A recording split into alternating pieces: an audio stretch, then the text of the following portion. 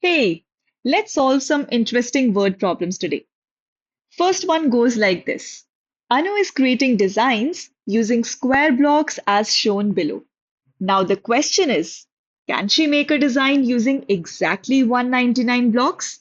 And if yes, which step will it be? What do you think? Is it possible or not? Let's not jump to the answer. First, we need to understand the pattern here. Look at the blocks.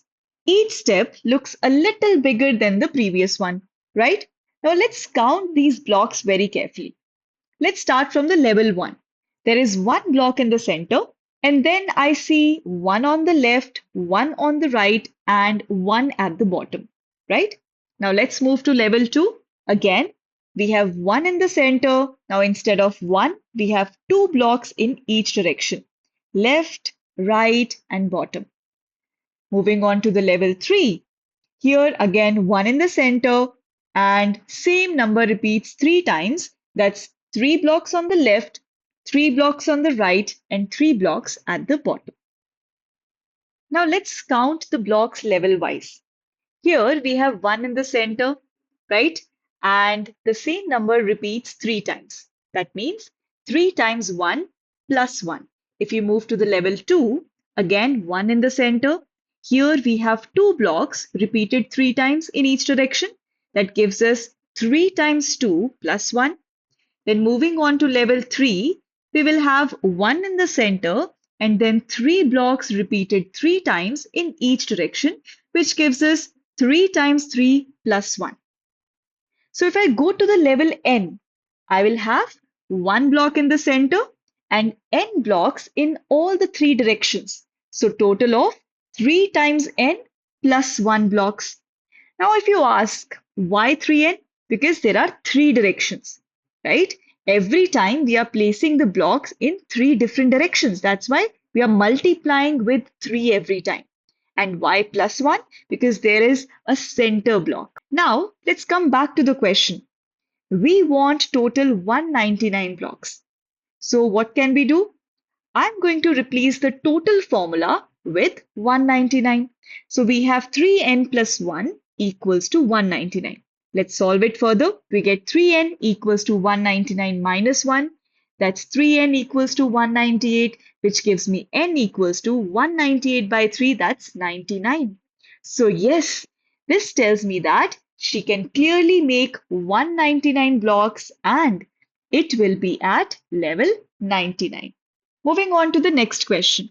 Here, two friends want to save some money.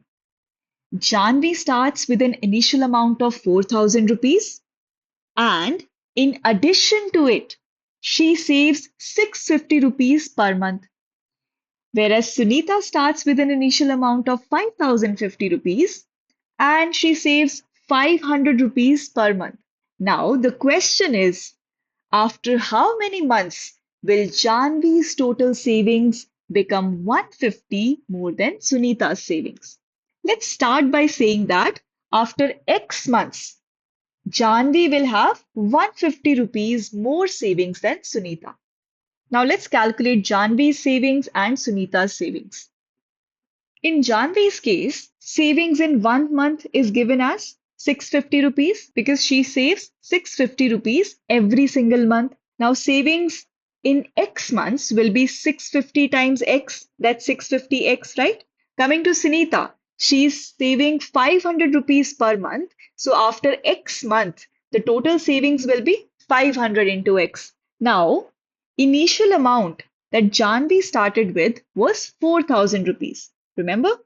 So the total savings after X months will be initial amount plus savings in X months, which will be 4,000 plus 650X. Now, similarly for Sunita, initial amount she started with was 5,050 rupees and she saved 500X rupees in these X months. That means total savings after X months will be the initial amount plus savings in X months, right? That is 5,050 plus 500X. All right. Now let's begin with the question.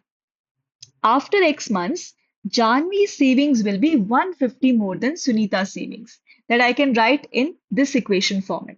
Now we know Janvi's savings is 4,000 plus 650x, which will be equal to 150 plus Sunita's savings, that is 5,050 plus 500x. Now this becomes 4,000 plus 650x equals to 5,200 plus 500x. Now we take x terms on one side and constants on the other.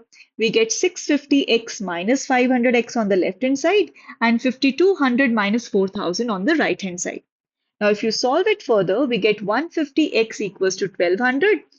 X will be equal to 1200 by 150. That gives us x as 8. That means after 8 months, Janvi's total savings will become 150 more than that of Sunita's savings. Now, let's move on to the next question. Ria wants to organize a party. She decides to buy snacks for the party. Now, each plate of snacks costs 25 rupees. The shop charges an additional fixed amount of 50 rupees to deliver the snacks to her house. Now, there are 5 members in her family, including herself, and her parents tells her that she can spend 500 rupees on this party. So the question is, how many friends can she invite to the party if she wants to give a plate of snacks to each person, including her family members as well as her friends? Now, since the number of friends are unknown to us, so we start by saying let the number of friends to be invited be X. Now, how many total people will be there in the party?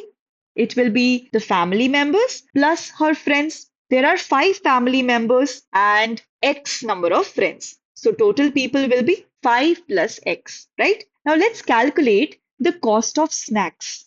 We know that cost of snacks per person is 25 rupees. So cost of snacks for 5 plus X people will be 25 into 5 plus X. That's 125 plus 25x. Now let's calculate the total amount spent, which will be equal to the cost for snacks plus the delivery charge, right? Now we know that the total money that Ria has is 500 rupees and cost for snacks we just calculated is 125 plus 25x plus 50 is the delivery charge. Let's solve it. 500 equals to 175 plus 25x. We take 175 to the other side. We get 500 minus 175 equals to 25x. That is 325 equals to 25x. Now to calculate the value of x, we divide 325 by 25 and we get the value of x as 13. That means Ria can invite 13 friends to the party. I hope you found these questions interesting. Now keep practicing.